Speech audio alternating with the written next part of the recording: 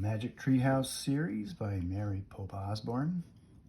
Book number 16, Hour of the Olympics.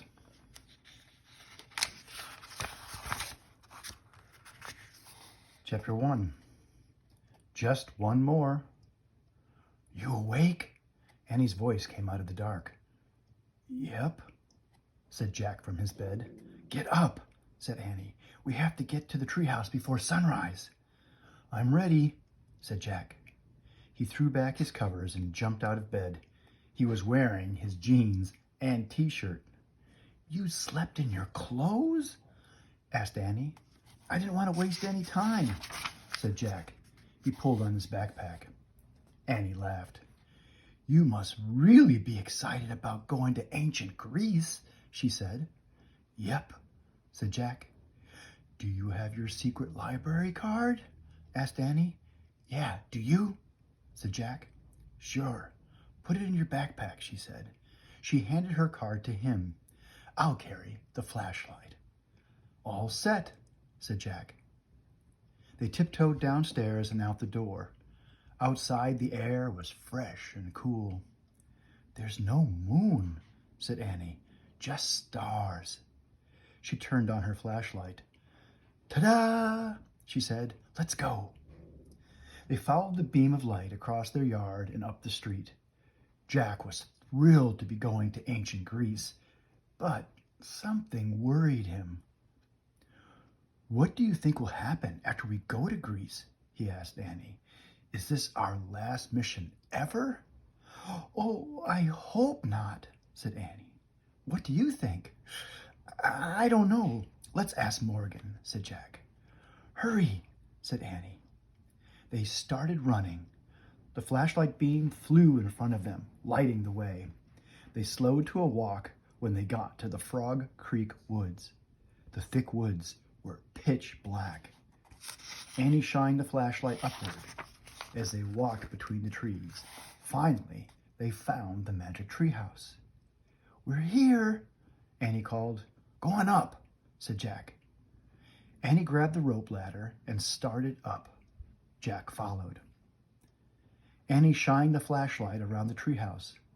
Morgan Le Fay was sitting at the window. She covered her eyes when the light hit her face. Turn off the light, please, Annie, she said softly. Annie turned it off. Welcome, Morgan said in the dark. Are you ready for your next mission? Yes, said Annie. Then her voice got quiet. This isn't our last one ever, is it?